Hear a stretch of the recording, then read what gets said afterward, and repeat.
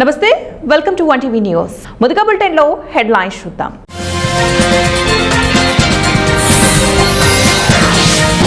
త్వరలోనే నూతన పెన్షన్లు, ఇల్లు పంపిణీ. మంత్రి సవిత.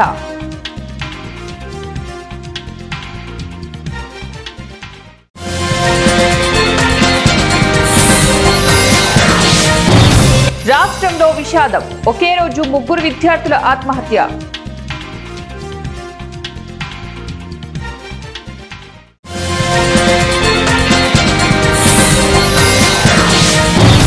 పవన్ కు తెలంగాణ మంత్రి వార్నింగ్. ఆ మాటలు వెనక్కి తీసుకో. ఏపీ ఉప ముఖ్యమంత్రి పవన్ కళ్యాణ్ తాజాగా గోదావరి జిల్లాల పర్యటన సందర్భంగా తెలంగాణపై విమర్శలకు దిగారు. కోనసీమలో కొబ్బరి చెట్లు వాలిపోవడానికి తెలంగాణ దిష్టి తగిలిందంటూ ఆయన వ్యాఖ్యానించారు.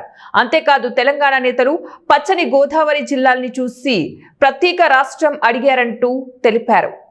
ఆ విధంగా రాష్ట్ర విభజనలో గోదావరి జిల్లాల పాత్ర ఉందంటూ పవన్ వ్యాఖ్యానించారు. ఈ వ్యాఖ్యలు తెలంగాణలో మంట పుట్టించాయి. పవన్ వ్యాఖ్యలపై ఇప్పటికే తెలంగాణలో వివిధ పార్టీ నేతలు స్పందిస్తున్నారు. పవన్ వ్యాఖ్యలు సరికాదని, రాష్ట్రం విడిపోయినా ఇంత ద్వేషం ఎందుకంటూ ప్రశ్నిస్తున్నారు. ఇదే క్రమంలో ఇవాళ తెలంగాణ మంత్రి వాకిటి శ్రీహరి కూడా పవన్ వ్యాఖ్యలపై స్పందించారు. తెలంగాణపై పవన్ కళ్యాణ్ చేసిన వ్యాఖ్యలను వెనక్కి తీసుకోవాలని, లేదంటే భవిష్యత్తులో ఇక్కడ ఇబ్బందులు ఎదుర్కోవాల్సి ఉంటుందని హెచ్చరించారు. రాష్ట్రంలో ఒకే రోజు 4 విద్యార్థులు ఆత్మహత్య చేసుకోవడం కలకలం రేపుతోంది. చదువుకుంటూ ఆనందంగా జీవితం గడపవలసినటువంటి వయసులో బలవత్మరణానికి పాల్పడడం ఆందోళన కలిగిస్తుంది. ఈ విషాద ఘటనలో వేర్వేరు కాలేజీల్లో చోటు చేసుకున్నాయి. బాచుపల్లి శ్రీ చైతన్య జూనియర్ కాలేజీలో వర్ష అనే అమ్మాయి ఇంటర్ విద్యార్థిని ఆత్మహత్య చేసుకుంది. వర్ష హాస్టల్ గదిలోని చున్నీతో ఉరివేసుకుని ఆత్మహత్యకు పాల్పడింది. మరోవైపు నిజాంపేటలో మంజునాథ్ అనే యువకుడు ఇంటర్ విద్యార్థి ఆత్మహత్య చేసుకున్నాడు. మంజునాథ్ ప్రగతి నగర్లోని ప్రగతి జూనియర్ కళాశాలలో ఇంటర్ సెకండ్ ఇయర్ చదువుతున్నాడు. ప్రేమ వ్యవహారంలో అమ్మాయి తల్లి మరో మహిళ ఇంటికి వచ్చి వార్నింగ్ ఇవ్వడంతో మంజునాథ్ ఆత్మహత్య చేసుకున్నట్లు సమాచారం. మరోవైపు ఉస్మానియా యూనివర్సిటీలోనూ ఓ విద్యార్థి ఆత్మహత్యకు పాల్పడ్డాడు. హుజూరాబాద్ కు చెందిన విజ్ఞాన్ అనే విద్యార్థి ఓయూలో మైనింగ్ విభాగంలో సెకండ్ ఇయర్ చదువుతున్నాడు. కాగా క్యాంపస్ లోని ఓ చెట్టుకు విజ్ఞాన్ ఉరివేసుకుని ఆత్మహత్యకు పాల్పడ్డాడు. 3 డెడ్ బాడీలను కూడా పోస్ట్ మార్టం నిమిత్తం గాంధీ హాస్పిటల్కి తరలించారు. పిల్లలను కోల్పోయిన తల్లిదండ్రులు శోకసంద్రంలో మునిగిపోయారు. రాష్ట్ర వ్యాప్తంగా కొత్తగా 8,190 మందికి స్పౌస్ పెన్షన్లు అందజేశామని మంత్రి సవిత తెలిపారు. అనంతపురం జిల్లా రొద్దం మండలం సానిపల్లిలో లబ్ధిదారుల ఇంటింటికి వెళ్లి ఎన్టీఆర్ భరోసా పెన్షన్లను మంత్రి సవిత పంపిణీ చేశారు. ఈ సందర్భంగా ఆమె మాట్లాడుతూ జిల్లాలో 435 మందికి, పెనుగొండ నియోజకవర్గంలో 56 మందికి స్పౌస్ పెన్షన్లు పంపిణీ చేశామన్నారు. ఇంకా అర్హులు ఉన్నారని, వారందరికీ త్వరలోనే అందజేస్తామని తెలిపారు. పెన్షన్లతో పాటు ఇల్లు లేని పేదలకు సొంతిల్లు కట్టించి ఇస్తామని, నూతన రేషన్ కార్డుల పంపిణీ చేస్తామని తెలిపారు. పెనుగొండ నియోజకవర్గంలో అసంపూర్తిగా నిలిచిపోయిన 18 విలేజ్ క్లినిక్లకు కూటమి ప్రభుత్వం 10.50 కోట్ల రూపాయలు మంజూరు చేసినట్లు మంత్రి సవిత తెలిపారు. ఉమ్మడి ఖమ్మం జిల్లా బీఆర్ఎస్ పార్టీ మాజీ అధ్యక్షులు, వ్యవస్థాపక సభ్యులు రాజేందర్ మాట్లాడుతూ స్థానిక సంస్థల ఎన్నికలు జరుగుతున్న సందర్భంలో తెలంగాణ రాష్ట్ర ముఖ్యమంత్రి ఎన్నికల్లో లబ్ధి పొందేందుకు నియమ నిబంధనలు తుంగలో తొక్కి ఇలాంటి పర్యటనలు చేపట్టడం దేనికోసమో ప్రజలు ఆలోచించాలని, రాష్ట్ర ఎన్నికల కమిషన్ తెలంగాణ రాష్ట్ర ప్రభుత్వం ఎన్నికల నియమాలను అతిక్రమించి వ్యవహరిస్తున్నా కూడా బీఆర్ఎస్ పార్టీ సిద్దిపేట శాసనసభ్యులు మాజీ మంత్రి తన్నీరు హరీష్ రావు ఎన్నికల కమిషన్ దృష్టికి తీసుకొని వచ్చినా ఎన్నికల కమిషన్ చర్యలు తీసుకోకపోవడం దురదృష్టకరమని, ఎన్నికల సమయంలో కోట్లాది రూపాయలు వెచ్చించి వేలాది మంది ప్రభుత్వ అధికారులను వినియోగించుకొని పర్యటనలను చేపట్టడం సరైంది కాదని, ఎన్నికల కమిషన్ వెంటనే స్పందించి పర్యటనను నిలిపివేయాలని, నిబంధనలను అతిక్రమించిన రాష్ట్ర ప్రభుత్వ అధినేతపై చర్యలు తీసుకోవాలని డిమాండ్ చేశారు.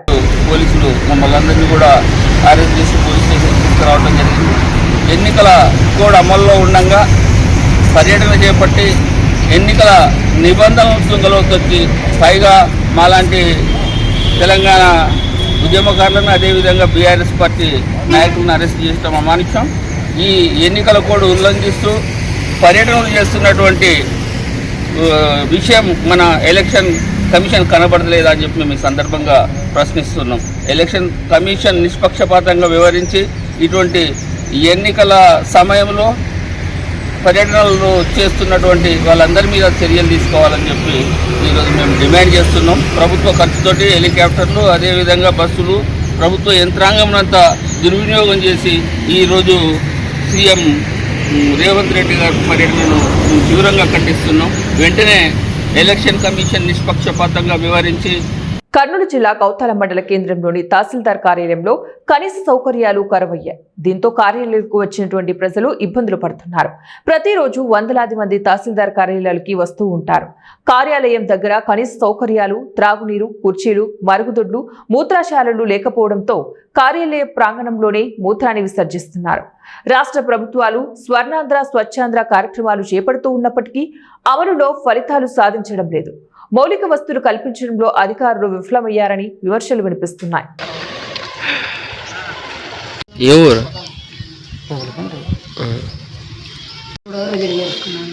ఎన్ని రోజులు తిరిగి అప్పుడు ఒక 4.5 ఎకరాలు చెప్పుకున్నాను.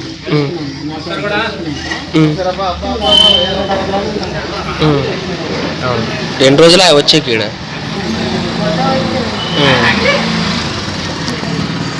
ప్రకాశం జిల్లా అర్ధవీడు మండలం పాపినేనిపల్లెలో ఈరోజు పెను ప్రమాదం త్రుటిలో తప్పింది. ఖమ్మం ఆల్ఫా స్కూల్ కు చెందినటువంటి బస్సులో డ్రైవర్, క్లీనర్ మధ్య తలెత్తిన తీవ్ర ఘర్షణ కారణంగా ఆగ్రహానికి లోనైన క్లీనర్ ఆ బస్సును తగలబెట్టడంతో అది పూర్తిగా అగ్నికి ఆహుతైంది. అదృష్టవశాత్తు ఈ ప్రమాదం జరిగిన సమయంలో బస్సులో విద్యార్థులు ఎవరూ లేకపోవడంతో పెను ప్రమాదం తప్పింది. విద్యార్థులకు ఎలాంటి హాని జరగలేదన్న విషయం తెలుసుకున్నటువంటి తల్లిదండ్రులు, స్థానికులు ఊపిరి పీల్చుకున్నారు. ఇదిలా ఉండగా గాయపడిన డి నబీను 108 సహాయంతో ఖమ్మం గవర్నమెంట్ హాస్పిటల్కి తరలించారు. డి నబీ మాట్లాడుతూ, క్లీనర్ గోపాల్ అనే వ్యక్తి ఓవర్ స్పీడ్ వెళ్తూ గేదెలకు బస్సు తగిలిందని మేనేజ్మెంట్ కు ఫిర్యాదు చేశాడు. మేనేజ్మెంట్ డ్రైవర్ నబీకు పిలిచి ఈ విషయంపై వివరణ కోరగా, నబీ నాపైన వచ్చిన ఫిర్యాదు మేరకు మీరు ఎక్కడైనా విచారించుకొని నన్ను తొలగించవచ్చునని యాజమాన్యానికి చెప్పాడు. ఇది మనసులో ఉంచుకొని క్లీనర్ గోపాల్ సోమవారం ఉదయం 7 గంటల సమయంలో బస్ డ్రైవర్ నబీపై పెట్రోల్ పోసి నిప్పంటించాడు. దాంతో నబీకు గాయాలు కాగా బస్సు పూర్తిగా దగ్ధమైంది. స్థానికులు అక్కడికి చేరుకుని బస్సులోని మంటలను ఆర్పారు. సంఘటన స్థలంపై పోలీసులు కేసు నమోదు చేసుకుని దర్యాప్తు చేపట్టారు. లైట్లు పనిచేయాలి, సిగ్నల్ ఏ పని చేయాలి, డైరెక్ట్ కొట్టింది కాబట్టి వెళ్ళిపోయాను. ఆ క్లీనరు ఇంకో బస్సు పోయిండు, నాకు ఇంకొక క్లీనర్ వచ్చిండు. ఎవరు వచ్చాములేమని నేను మామూలుగా సాయంత్రం పోయి ఇటుకల పెట్టి కాడ పెట్టిన, పాపనపల్లి ఇటుకల పెట్టి కాడ పిల్లల మామూలుగా దించి ఇటుకల పెట్టి కాడ పెట్టిపోయినా. పోయినాక ఎప్పుడో మళ్ళీ వచ్చిందంట ముగ్గులు 7 గంటలకు 8 గంటలకు ఎప్పుడో బస్ కాడికి వచ్చిందంట. పోయిన మనకు తెలియదు. పోయిండు. పోయిన తర్వాత పొద్దున నేను డైరెక్ట్ 6:30కు బస్ కాడికి పోయినా. 6:40కి పోయినా. 6:40కి పోతున్నామని నా సెల్ఫ్ కొడదామని గోపాలు ఓయరు తగిలి అంటే నేను నాకు తెలియదు, నువ్వే పెట్టు అన్నాడు. నేను ఓయరుతో డైరెక్ట్ మోటార్ కాడ, సెల్ఫ్ మోటార్ కాడ వంగి బానెట్ ఎత్తినా, వంగి సెల్ఫ్ కొడుతున్నా. ఆ సెల్ఫ్ కొట్టేటప్పుడు వెనక చల్లగా వెళ్ళింది, ఇంకా మంట వచ్చేసింది. అది మంట వచ్చేరకు నేను లేచేరకు ఎవరు లేరు. ఈ మధ్య వాళ్ళు నన్ను దించేయాలని ప్రిన్సిపల్ సార్కు అన్ని తప్పుడు వ్యవహారాలు చెప్తున్నారు. అది నిన్న సార్ క్రితం మన ఈ మధ్య తెలియపరిచిన, ఆయన ఏమి చేయలేదు. సరే మనకెందుకు, మన పని మనము, వాళ్ళ పని ఊళ్ళో అని మెలకుండా ఉన్నాం. ఇక అది జరిగింది. మా లేచి వచ్చేరకు నేను అట్ట చూసేసరికి మంట చేసింది కాలేదు. నేను నాకు ఎట్లా డోర్ కానీ వచ్చింది, ఆ పొగకు మంటకు డోర్ కానీ వచ్చింది. డోర్లోంచి ఒక్కసారి కింద పడిపోయినా. కింద పడిపోయేటరకు అది ఆ బస్సు డ్రైవరు ఒక ఆటో అయినా వచ్చి నన్ను మంట అంతా ఆరిపోయాడు. అది నాకు తోటిగా నాకు ఆయనకు పడిపోయినా, బయటకు వచ్చి పడిపోయినా. తర్వాత ఆటోలో హాస్పిటల్ తీసుకొచ్చారు.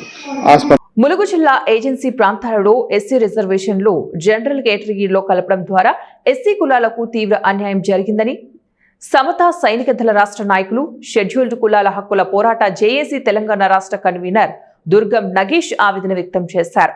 మంగళవారం ఆయన విడుదల చేసిన ప్రకటనలో ఈ విషయంపై ముఖ్యమంత్రి వెంటనే స్పందించి న్యాయసమ్మతమైన పరిష్కార మార్గాన్ని సూచించాలని కోరారు.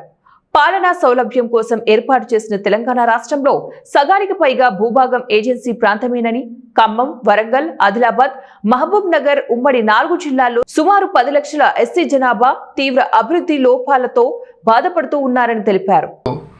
స్వతంత్రం వచ్చి 78 సంవత్సరాలు కావస్తున్న ఏజెన్సీ దళితులని అభివృద్ధి చేసే విధంగా ఈ కేంద్ర రాష్ట్ర ప్రభుత్వాలు మరి ఎందుకు ఆలోచన చేయట్లేదో అర్థం కావట్లేదు. మరి ఏదైతే తెలంగాణ వస్తే మా బ్రతుకులు మారుతాయని చెప్పి ప్రతి ఎస్సీ కులాలకు సంబంధించినటువంటి వ్యక్తులు మరి ఉద్యమాన్ని ఉధృతంగా ముందుకు సాగిస్తూ ఎంతోమంది ప్రాణత్యాగం చేసి మరి తెలంగాణ సిద్ధించేందుకు కృషి చేశారు. అయినా కూడా ప్రత్యేక తెలంగాణ రాష్ట్రం ఏర్పడినప్పటికీ కూడా మరి ఏజెన్సీ దళితుల్ని మరి వాళ్ళ సమస్యలని పరిష్కరించినటువంటి నాదులు లేడు.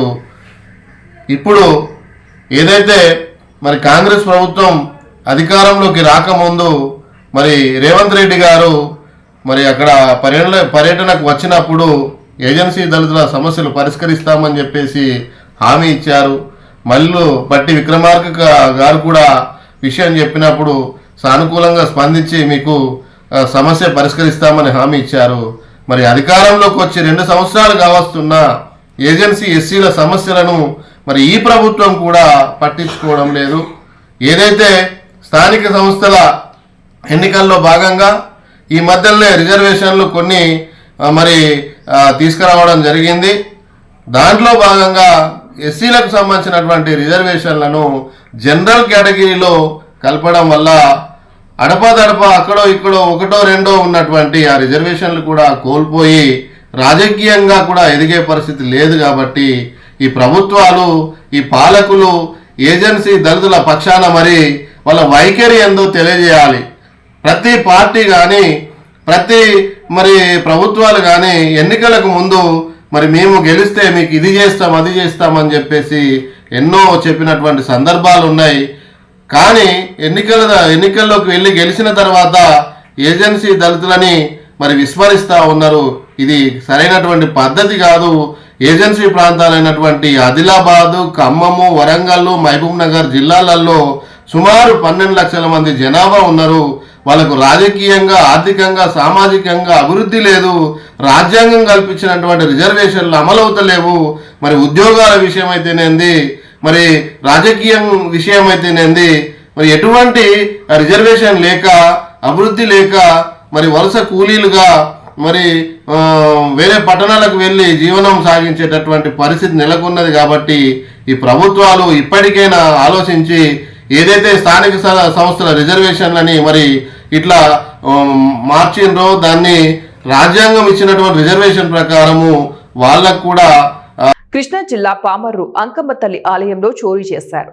ఈ సందర్భంగా సిఐ శుభాకర్ మాట్లాడుతూ సోమవారం అర్ధరాత్రి దుండగులు గుడిలోకి తాళాలు పగులగొట్టుకుని ప్రవేశించి హుండీలో నగదును తీసుకెళ్లారని ఆలయ చైర్మన్ ఫిర్యాదు ఇచ్చారని, వెంటనే సంఘటన స్థలాన్ని పరిశీలించామని, దుండగులు గుణపంతో హుండీలు పగలగొట్టి నగదు చోరీ చేశాడని తెలిపారు. అలాగే సుమారు 4,000 నగదు దొంగిలించబడి ఉంటుందని కమిటీ సభ్యులు తెలిపారు. ఫోరెన్సిక్ క్లూస్ టీమ్ ఘటనా ప్రదేశాన్ని పరిశీలిస్తున్నారని తెలిపారు.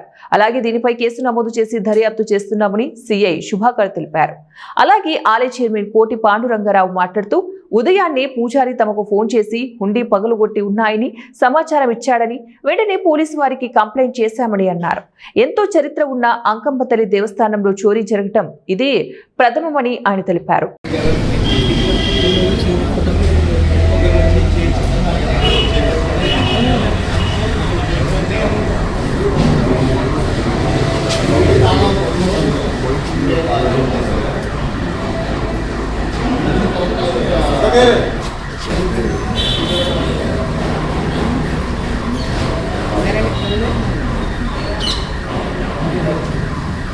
ప్రేమ జంట ఆత్మహత్య చేసుకున్న ఘటన రంగారెడ్డి జిల్లా కొత్తూరులో చోటు చేసుకుంది. పోలీసుల వివరాల ప్రకారం కొత్తూరు మున్సిపాలిటీలోని 10వ వార్డులో ఓ ఇంట్లో ఉంటున్న ప్రేమ జంట మధ్యాహ్నం వరకు డోర్ తీయకపోవడంతో అనుమానం వచ్చిన పక్కవారు కిటికీలో నుంచి చూడగా ప్రేమికులిద్దరూ కూడా ఫ్యాన్ కు వేలాడుతూ కనిపించినట్లు తెలిపారు.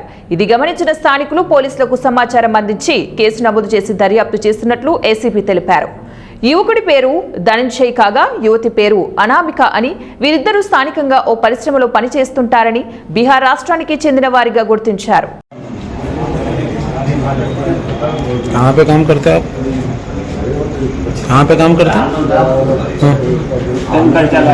आपकी बच्ची बिस्किट कंपनी में क्या नाम? अनामिका दत्ता। कितना बच्चे हैं? लड़का कौन है पता है? लड़का कौन है पता है? ఏం లేదు, కొత్తూరు 10th వార్డులో ఒక ఈ అపార్ట్మెంట్లో సెకండ్ ఫ్లోర్లో అమ్మాయి చనిపోయిందని ఇన్ఫర్మేషన్ వస్తే ఇన్స్పెక్టర్ గారు వచ్చి సీన్ విజిట్ చేసి నాకు చెప్తే నేను కూడా వచ్చాను. ఒక అమ్మాయి ఆల్రెడీ చనిపోయింది, అదేవిధంగా అబ్బాయి కూడా హ్యాంగింగ్ చేసుకుని ఉన్నాడు. సో వాళ్ళిద్దరైతే చనిపోయి ఉన్నారు. కరెక్ట్ సరైన కారణాలు అయితే తెలవట్లేదు. బహుశా ఇద్దరు హ్యాంగింగ్ చేసుకున్నారా లేకపోతే అబ్బాయి అమ్మాయి మధ్యలో ఏమైనా గొడవ జరిగిందా అనేది ఇంతవరకు ఎవరు చెప్పట్లేదు. సో ఇన్వెస్టిగేషన్లో విషయాలు తెలిసిన తర్వాత ఏం జరిగిందనే తెలుస్తుంది. జయశంకర్ భూపాలపల్లి జిల్లా మహదేవాపూర్ మండలం కాళేశ్వరంలో స్థానిక గ్రామ పంచాయతీ ఎన్నికల్లో కాళేశ్వరం బీసీ జనరల్ కు రిజర్వేషన్ ఇచ్చారు. స్థానికంగా ఉండే రెడ్డి కులంకు చెందిన వెన్నపురెడ్డి మోహన్ రెడ్డి, వెన్నపురెడ్డి వసంతారెడ్డి బీసీ అనే తప్పుడు కులం ధృవీకరణ పత్రం తీసుకుని ఎన్నికల ప్రచారం చేస్తున్నారు. వీరి కులం పత్రాలు దొంగవి అని మహదేవాపూర్ తహసీల్దార్ వై రామారావు తెలిపారు. కానీ వాటిని జిల్లా కలెక్టర్ ఇంకా కన్సల్ట్ చేయలేదని, ఎందుకు చేయడం లేదని కాళేశ్వరంలో బీసీలకు కుల సంఘాల ఐక్యవేదిక ఆధ్వర్యంలో మీడియా సమావేశం నిర్వహించారు. ఈ సందర్భంగా పలువురు బీసీ నాయకులు మాట్లాడుతూ బీసీ అనే తప్పుడు కులం ధృవీకరణ పత్రాలను క్యాన్సిల్ చేయకుండా మంత్రి దుద్దిళ్ల శ్రీధర్ బాబు, మాజీ ఎమ్మెల్యే పుట్టా మధు ఏం చేస్తున్నారని ప్రశ్నించారు. ప్రభుత్వం కూడా స్పందిస్తలేదు. మంత్రి ఇలాకాలో ఇంతగానం జరుగుతుంది కానీ మంత్రి గారు కానీ ఎవరు కానీ స్పందిస్తలేరు. ఒక బీసీలకు ఇంత మంత్రి ఇలాకాలో ఇంత జరుగుతుంటే రాష్ట్రంలో ఎంత జరగాలి? ఇప్పటికైనా మంత్రి గారు పట్టించుకొని ఈ దొంగ సర్టిఫికేట్లు పెట్టుకొని ప్రచారం చేస్తున్న వాళ్ళని వాళ్ళ సర్టిఫికేట్లు క్యాన్సిల్ చేయాలి, చట్టపరంగా తీసుకోవాలి. అలాగే మంత్రి మాజీ ఎమ్మెల్యే పుట్టమధు మా బీసీ బీటా బహుజన జెండా ఎత్తుకున్నాడు. బహుజన జెండా ఎత్తుకొని టీఆర్ఎస్ పార్టీలో ఉండి ఒక నాయకుడు, రెడ్డి నాయకుడు బీసీ సర్టిఫికేట్ తీసుకుంటే నువ్వేం చేస్తున్నావు? అతనికి పార్టీ నుండి కొమ్మి కాస్తున్నావా? నువ్వు అతన్ని పార్టీ నుండి సస్పెండ్ చేయాలి, తీసేయాలి. అదే అంటే ఏం లేదు, అతనికి నువ్వు న్యాయం చేస్తా అని నాతో చెప్తావు. నువ్వు ఎట్లా న్యాయం చేస్తావు? నువ్వు పుట్టమధు గారు ఒక దొంగకు చేస్తావు నువ్వు న్యాయం. బీసీ బిడ్డ బహుజనం ఎత్తుకున్నావు, రాష్ట్రంలో ఎవరు ఎత్తుకోలేవు, నువ్వు ఒక్కరిని ఎత్తుకున్నావు. రాష్ట్రంలో ఎత్తుకోలేవు, నువ్వు బీసీలకు న్యాయం చేయలేదు కానీ ఒక రోజులకు న్యాయం చేయలేదు. ఎట్లా వస్తావు? ఎంఆర్ఓ ఇచ్చిండు సర్టిఫికేట్, దొంగ సర్టిఫికేట్ ఇచ్చినా కూడా నువ్వు పట్టింపు లేదా? నీకు సిద్ధత ఉంటే నువ్వు పార్టీ నుండి అతను సస్పెండ్ చేయి, పార్టీ టికెట్ ఇవ్వకు, సస్పెండ్ చేసి బీసీలకు న్యాయం చెయ్యి, నువ్వు అన్యాయం చేయకు. ఎలక్షన్లో పోటీ చేయడం కోసం సిద్ధమై ఉన్నందువలన అది అటువంటి సర్టిఫికెట్ కూడా ఆల్రెడీ తహసీల్దార్ ఆఫీస్ నుండి ఈరోజు మనకి ఏమి ఇచ్చిందంటే ఈ ఫేక్ సర్టిఫికెట్ అని ఇచ్చిన తర్వాత కూడా కలెక్టర్ గారికి పంపి తహసీల్దార్ మాదేపూర్ తహసీల్దార్ మేము గత నెలలనే ఎంఆర్ఓ గారికి కంప్లైంట్ చేసిన తర్వాత ఎంబటే ఈ ఫేక్ సర్టిఫికెట్లని కలెక్టర్కి పంపించిన తర్వాత ఇప్పటికి 3 నెలలు అయినా కూడా మన జిల్లా కలెక్టర్ గారు ఇప్పటి వరకు కూడా దాని మీద ఎటువంటి చర్య తీసుకోవడం లేదు. దీన్ని తీసుకోకపోవడానికి కారణం ఏంటిది అనేది అర్థం కావడం లేదు. ఈవెన్ మొన్న కూడా మేము మళ్ళీ కలిసాం, ఏం సార్ అని అడిగితే ఇప్పుడు మేము ఇంతవరకు దాని మీద చర్యలు తీసుకుంటలేదు.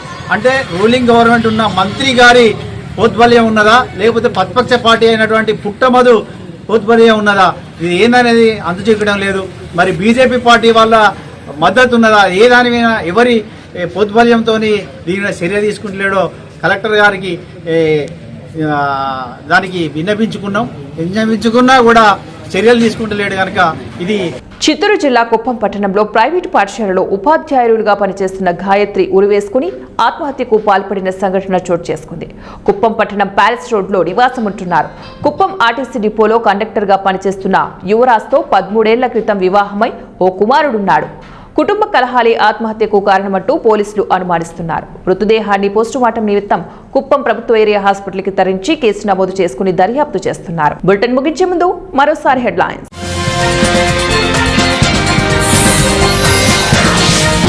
త్వరలోనే నూతన పెన్షన్లు, ఇల్లు పంపిణీ, మంత్రి సవిత.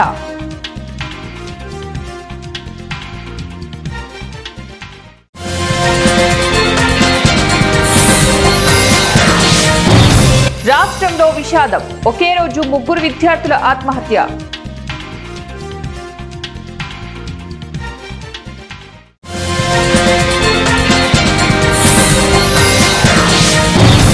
పవన్ కు తెలంగాణ మంత్రి వార్నింగ్, ఆ మాటలు వెనక్కి తీసుకో. ఇవి ఇప్పటి బులెటిన్ డీటెయిల్స్. నెక్స్ట్ బులెటిన్లో మళ్ళీ కలుద్దాం. Until then keep watching 1TV news.